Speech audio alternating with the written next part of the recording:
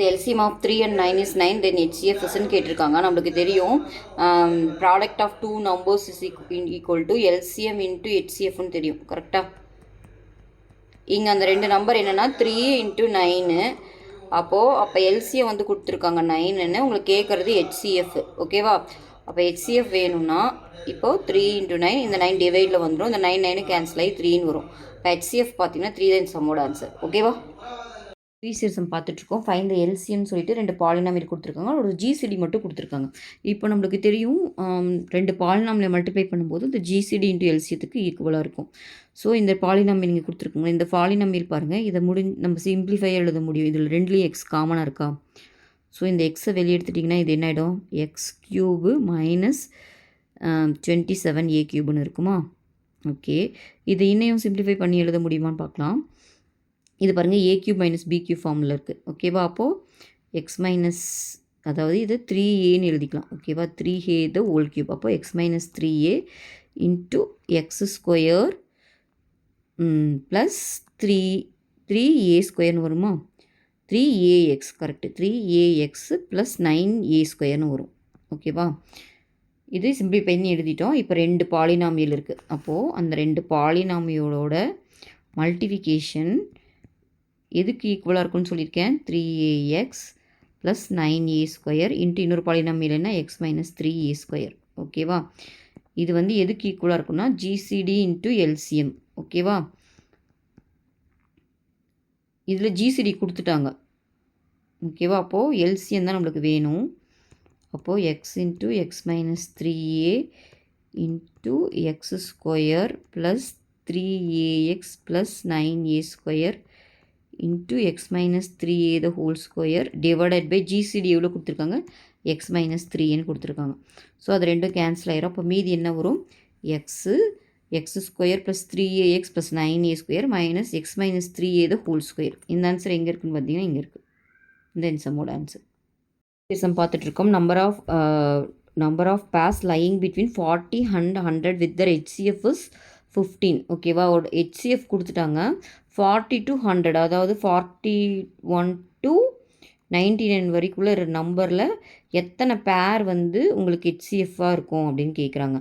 So நம்மளுக்கு தெரியும் 15 table போட்டே வந்தோம்னா 15 1s are 50, 15 2s are 30, 15 3s are 45. அதுதான் இந்த நம்பருக்குள்ளே வருது. அப்போ 45 வருது.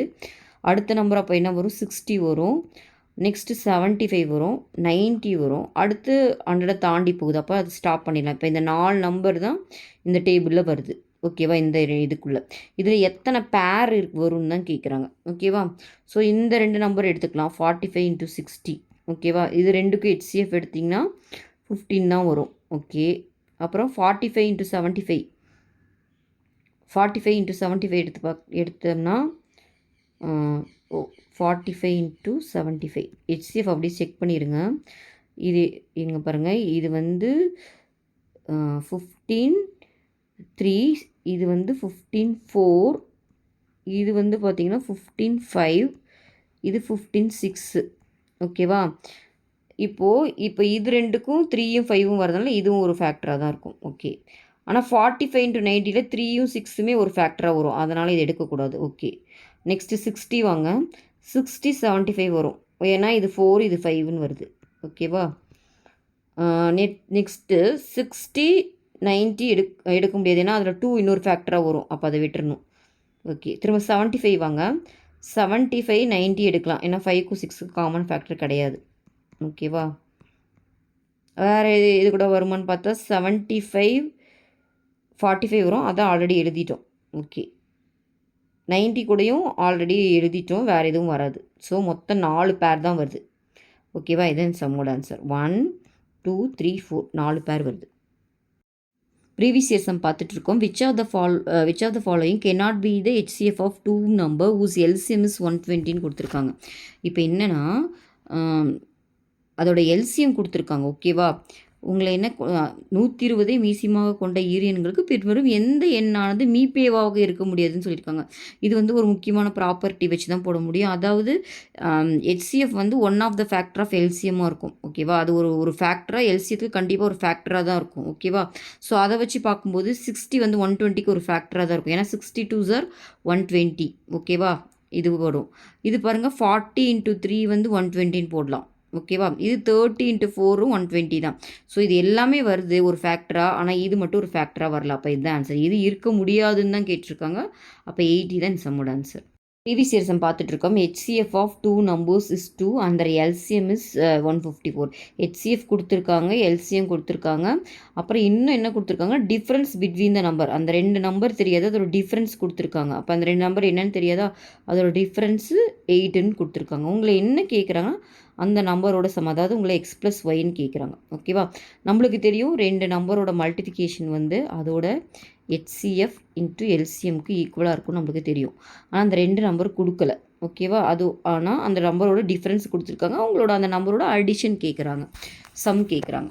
ஓகே, இப்போ கிவன்லாம் சப்ஸ்டியூட் பண்ணிக்கலாமா? அப்போ XYயோட வேல்யூ என்ன, HCF 2 × 154 மல்டிப்ளை பண்ணிங்கன்னா 308ன்னு வருது. ஓகே, இப்போது நம்ம இது நம்மளோட எய்ம் என்னென்னா இந்த சம் தான் கண்டுபிடிக்கணும். அப்போ நான் என்ன பண்ணுறேன்னா, கிவனில் இருந்து தான் நம்ம போக முடியும். எனக்கு இது தெரியும், இது தெரியும். இப்போ ஃபஸ்ட்டு இது 1 இது 2ன்னு வச்சுக்கோங்களேன். நான் 1 2 சைடு ஸ்கொயர் பண்ணுறேன்.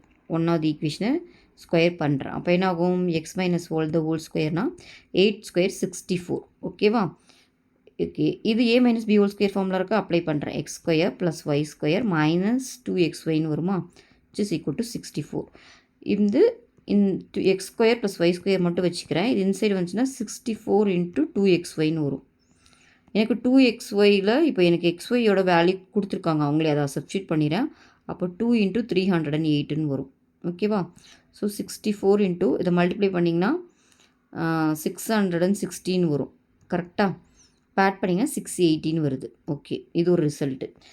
ஆனால் நம்மளை என்ன கேட்குறாங்கன்னு பார்த்தீங்கன்னா x + y தான் கேட்குறாங்க. நான் என்ன பண்ணுறேன், அதை என்னால் டேரெக்டாக கண்டுபிடிக்க முடியாது, அதனால் ஸ்கொயர் வேல்யூ கண்டுபிடிக்கிறேன். ஸ்கொயர் வேல்யூ கண்டுபிடிக்கும் போது இது a + b ஹோல் ஸ்கொயர் ஃபார்முலாவா, அப்போ என்ன ஆகும், x² + y² + 2xyன்னு வருமா.